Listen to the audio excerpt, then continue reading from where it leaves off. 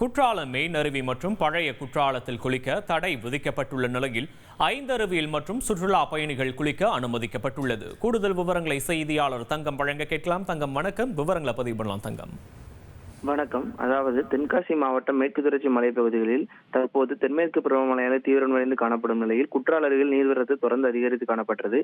இந்நிலையில் நேற்று இரவு பெய்த கனமழையின் காரணமாக குற்றால அருவியில் நீர்வரத்து அதிகரித்து காணப்பட்டதை தொடர்ந்து சுற்றுலா பயணிகளின் பாதுகாப்பை உறுதிப்படுத்த காவல்துறையினர் சுற்றுலா பயணிகள் குளிக்க தடை விதித்தனர்.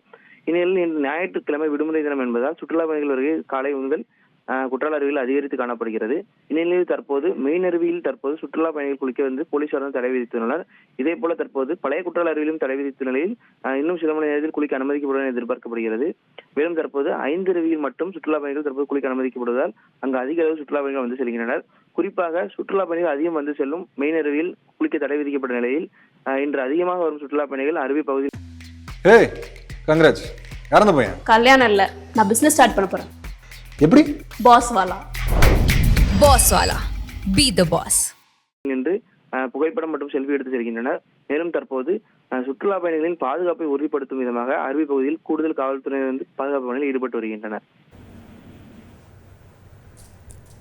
விவரங்களுக்கு நன்றி தங்கம்.